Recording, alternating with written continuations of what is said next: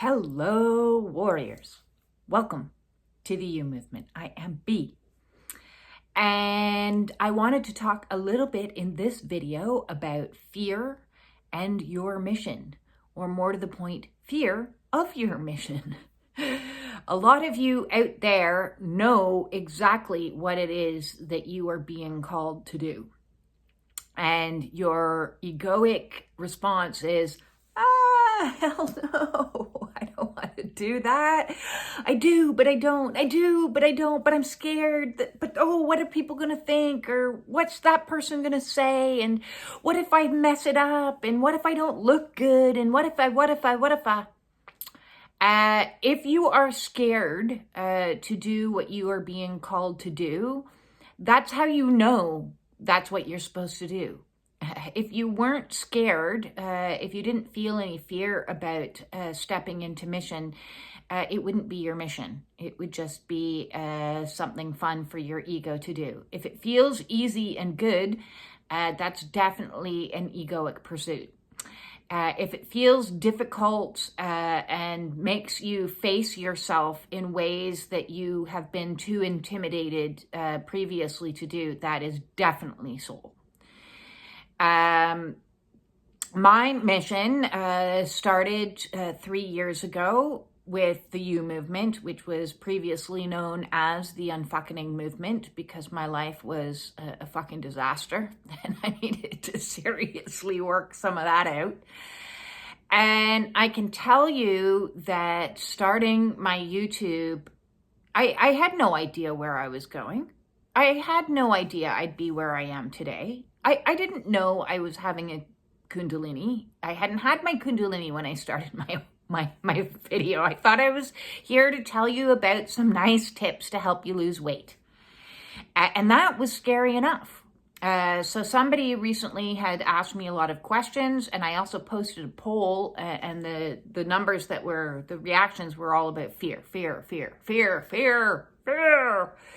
And you will have to face your fears on your awakening, and you will have to face your fears as challengers to step into mission. That's just part of it. It's not going to be easy. Nobody ever said it was going to be easy to come down to this planet, forget who you are and why you are here, go through life in really difficult situations and circumstances, find a whole bunch of ways to cope with gifts that weren't considered gifts. They were considered to be abnormalities or disorders.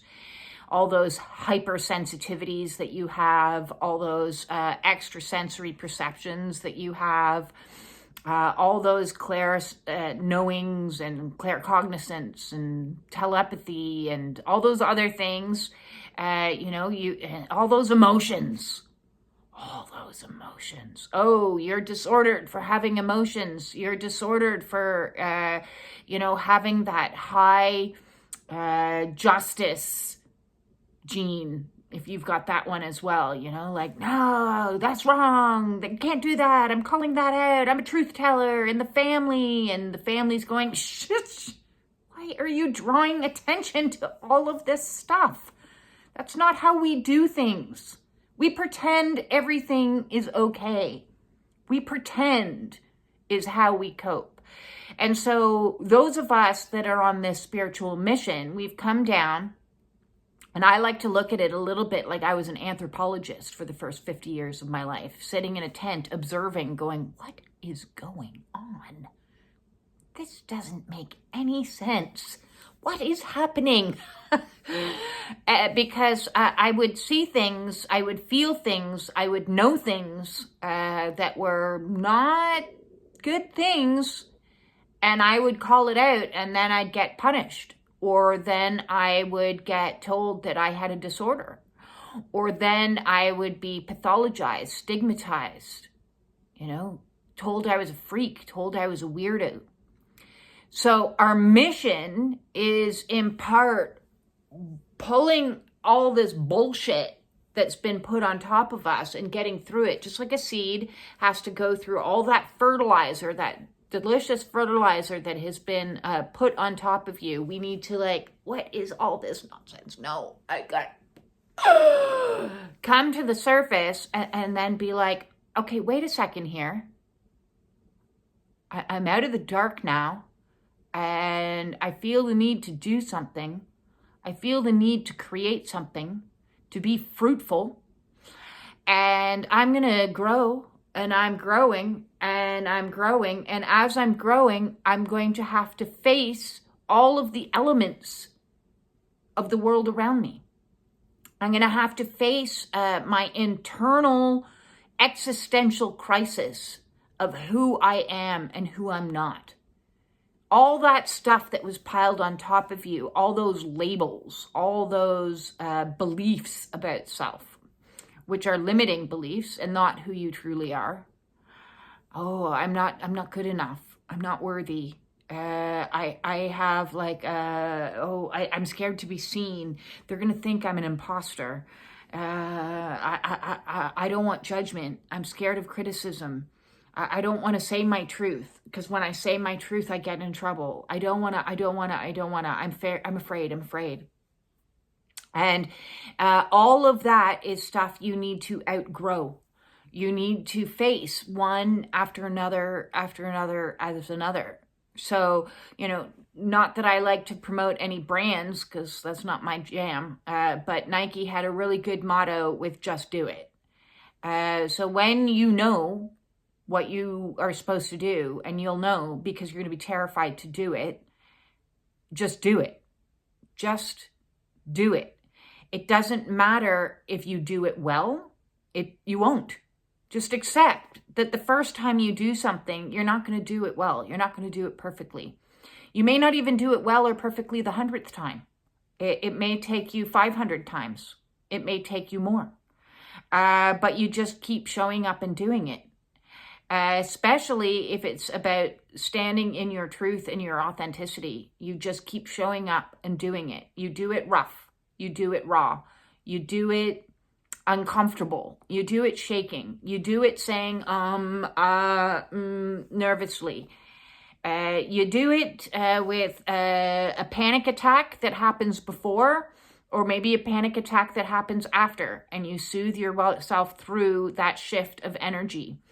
You do it facing each fear as it comes and soothing yourself through each fear and feeling the burn.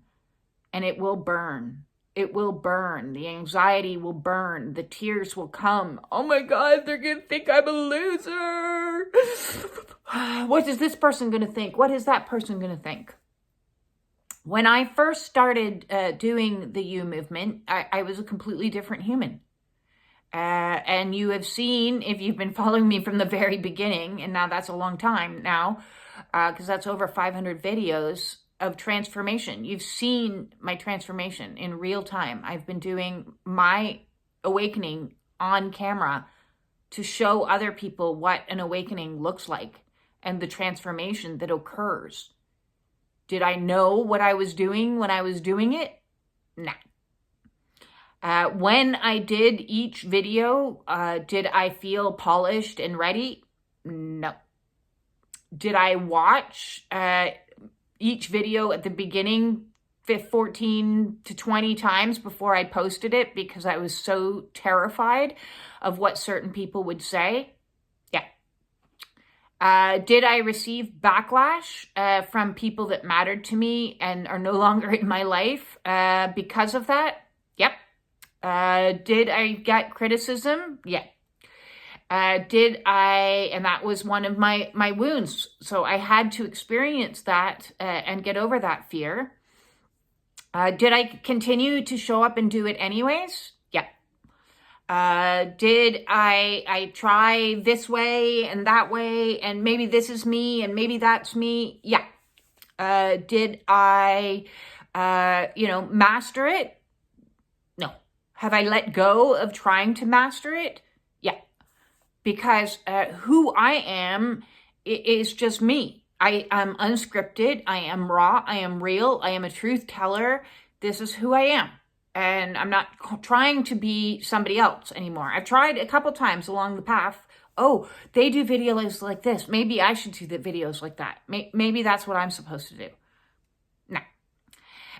So you see, you'll go down this path a little bit, and you're going to go down this path a little bit, and then you're going to zigzag, and you're going to make mistakes, and you're going to fall down, and you're going to pick yourself up, and you're going to be frustrated, and you're going to cry, and it's going to be snotty at times, and you might get butterflies in your stomach, and you might get nauseated as you step through the door to your own hero's journey. So visualize in your mind's eye your hero. Who is your hero? Is your hero somebody living and breathing in the world? One of my heroes is Jordan Peterson. Not because of what he says, because I don't agree with a lot of the things that come out of his mouth, but the fact that he says it. He has the balls to just say it. If you don't know who Jordan Peterson is, you can use Piers Morgan as another example. Don't like him either. It's not that these people are likable or that I agree with them, but to me, they're heroic because they just say it anyways. They just say their truth, and they don't care that millions of people hate them. Millions of people hate them, and they don't care. So to me, that's heroic. That's like, wow, that's amazing. And I had to get over the fear of being disliked and learn to have the courage to be disliked. And I don't care if people like me or not now. I'm not doing what I'm doing for likes or for popularity. I'm doing what I'm doing because spiritual awakenings are dark and difficult. And if I can prevent anybody from making a permanent decision for a temporary problem, that supersedes any nervousness I have about looking foolish or sounding foolish. And so that's why I share my truths, even though they're ugly, even though they're disturbing, even though it's like airing my dirty laundry on camera. I don't care because my ego cared a lot. And it took me a while, like an onion, to peel back the layers, and I'm going to share a little bit more. I'm going to share a little bit more. The video I did 2 days ago or whenever it was terrifying to talk about because I'm like, oh my God, this one's going to, ruffle some feathers, perhaps. I'm not supposed to say these words. The people aren't supposed to talk about this kind of stuff.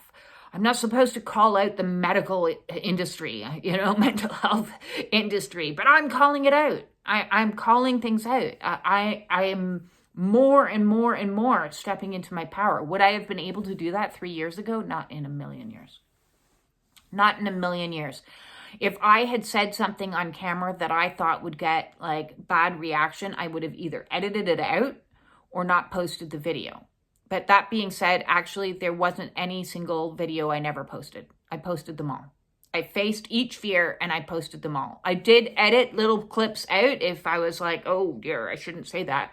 I don't edit anything anymore because I want to be completely transparent is what I want to be. Because transparency, honesty, and being in my vulnerability is going to help assist others realize that they're not alone.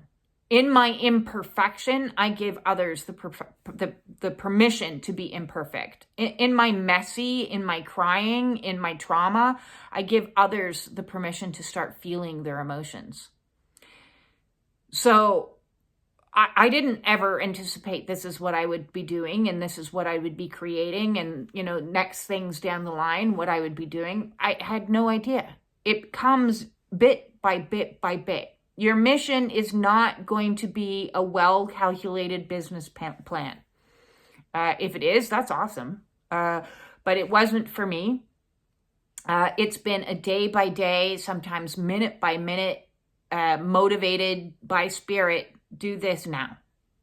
Oh, okay. Do this now. Oh, okay.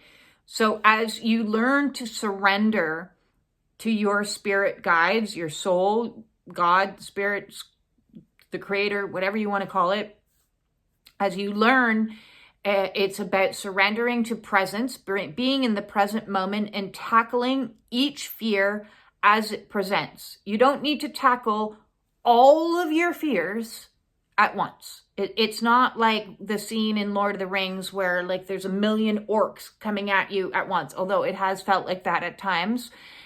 No, you don't have to tackle them all at once. You just need to tackle them one at a time. What is the one thing I can do right here, right now, today, in this moment, that's going to help propel me closer, one step into my mission, or one step closer into what I need to do now? Soul's telling me to do something. I don't want to do it because it's going to make me uncomfortable. It's going to put me in the unknown. It's going to, maybe be a little bit of a financial hardship for a period of time. I don't want to make those decisions. So I'm going to tell you a little story, okay? So I lost my job back in 2019. I had already previously closed my business when my health started to decline in 2015 as a Reiki Master. So I had nothing coming in. So my ego mind is like panicked. I'm in a spiritual awakening. What's happening? My assistants disappeared very quickly. I don't get any support from my ex. All I wanted was a divorce as quickly as possible. I didn't any attachment I didn't want because I was getting rid of a narcissist. So I was like, sign this piece of paper, or I'm going to report this to the court. So what that's your choice. So sign this piece of paper and give me an immediate divorce, or there's going to be a listing of the abuses that is going to go to the court. So of course he's going to sign that. I asked for not a penny, not a dime. I don't want anything from him, because that would have kept me attached. And I want no energetic attachments to a narcissistic individual. I want freedom. So no money's coming in. I do have money coming in from the rooms that I rent that have kept me afloat, but that's not enough. And so I'm praying to God, and I don't know what to do, and I'm not capable of work because I'm in my bed in a ball crying and going through dark night of the soul and all these experiences. And I'm praying to God, and I don't want to know what to do, and God keeps sending more and more credit. And now listen, I that's not what I want at all. Against my ego's better judgment, I was like, I got to accept it. I got to accept it. I got to accept it. I'm just going to have to ride this out. And every single time I was getting close to like, I got nothing left. I don't know how I'm going to pay for groceries. All of a sudden, they're like, you've been pre-approved for more credit.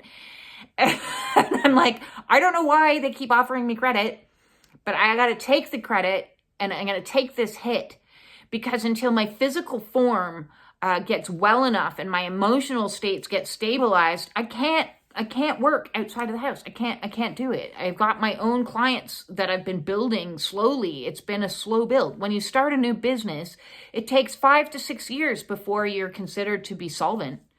So I'm like, I'm so scared. I'm so scared. Please God. And I have been provided for. Not in the way that I would have wanted it to, but as my client list grows and develops and everything else, I can see and I can trust and I can have faith that I am being guided and protected and provided for. And as soon as I'm in flow with myself, reintegrated back into like energetically through the other side of this awakening. And if you look at where I was, 5 years ago, overweight, diabetic, fibromyalgia, could barely move, had memory loss, had brain fog. I was in no capacity whatsoever to do anything. And so when I was let go from my job because my position became redundant, they didn't need an administrator anymore. I was left going, what am I going to do? And Spirit's here whispering in my ear saying, save yourself. So the priority became my body. I had to tackle the mountain range and all those fears of make myself healthy. If I don't evolve, I am going to die. First, save myself, heal my body. Next up came the emotional mountain range of deal with all these traumas and all these limiting beliefs in the mental realm, and deal with all of this stuff in the 3D realm of escaping from narcissistic abuse so you can regulate your nervous system and you can like get your brain back functioning so that it's not in this constant state of cognitive dissonance. With these things not lined up, I couldn't then move on to the next mountain range of build something. And so now I'm going into, I've gone through all of these mountain ranges and all these challenges and one thing after another and losses and this, that, and the other, climbing. Yes, there's more mountains to climb, but I am being guided. I have faith and I trust that I am being guided by spirit and I am being provided for, not in the way that I would have chosen. My ego would have much preferred a different lineup of things. It's not been easy, but it's about surrendering and learning to be in alignment with your soul, and knowing that when you take care of these things, the next thing will be much easier to deal with.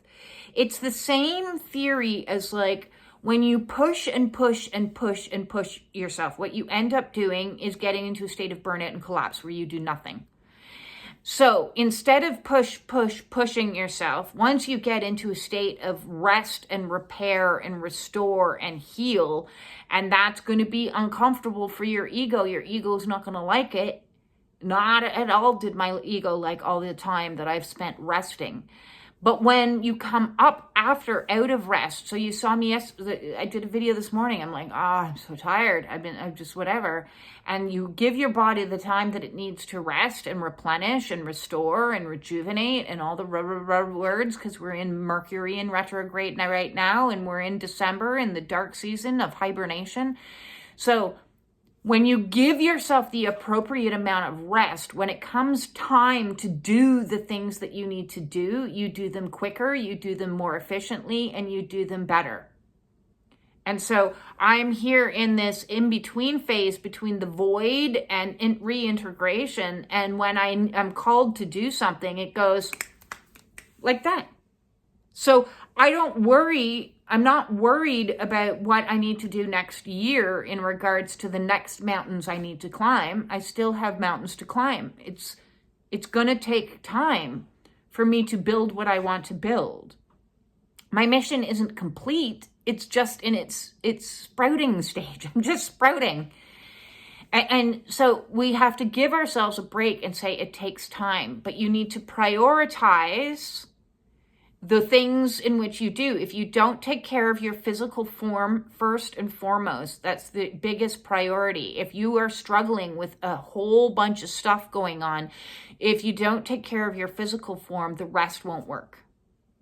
The physical form needs to be put into perfect alignment. Physically, that means actually getting your posture straight, and health-wise, that means getting all the toxicity out of you.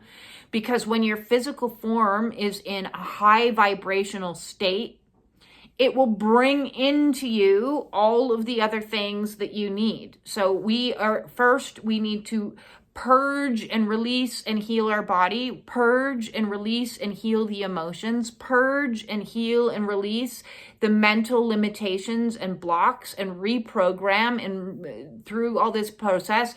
Then when we're in spiritual alignment with mission, with your soul's mission, all of the things that you need will be provided for you in divine time and divine way. So it's about stepping into faith. It's about replacing all the fears with faith that the answers will come. You don't need to know everything all at once. The answers will come. It will come one at a time. And it will be very frustrating. I've said in many videos, I would have loved for God to send me an email with an itinerary. If I had been told, listen, for the next 3 years, you're going to be going through a purge. I would have loved to have had that heads up. But I wasn't given that heads up. But I'm giving you that heads up now. I'm giving you the heads up that says, listen, wherever you are in your spiritual journey, it's going to take time. These are the phases. I've done videos on the phases, so you know that you're going to be back and forth and in between different phases, and that there's certain steps that need to be taken to get you into alignment with soul's mission. And if you're hearing the call, you need to answer it. If you're hearing the call that it's time to quit addictions, then it's time to quit those addictions. And if you need help with that, I can help you. If you're hearing the call that you need to eat better, lose weight, I can help you with that. Because when you get your body, as I said, first priority in your mission, you can't fight the battles if you're out of shape, right? So maybe your hero needs to be Rocky Balboa. At times I actually used Rocky Balboa as one of my heroes, because when you're being challenged, you can ask yourself, what would this person do? Another one I used is Frodo from Lord of the Rings. What would Frodo do in this situation? Hey, it's no different than anyone else. Whether it's a real person out there, a make-believe person out there, it's all archetypical energy, or perhaps a historical person. What would Mother Teresa do in this situation? What would Jesus do in this situation? What would Buddha do? So pull your inspiration from where you can, so that when you understand that even Jesus, even Buddha, even Mother Teresa, even Frodo, even Rocky Balboa, they all face challenges. It didn't come easy for them. Nobody becomes a champion. Nobody becomes enlightened. Nobody will ascend without challenges. And some of those challenges are going to be internal challengers, and some of those challengers are going to be external challengers of people that come and trigger you, or situations that come and trigger you. Like you're trying to get ahead with something and you're getting blocked, and you're not getting anywhere, and you feel like nothing is going right for you. You know, I had a friend that came to visit me, and on her way here, her car broke down twice. She's like, I feel like they're trying to stop me from getting there. And I'm like, that's because they are.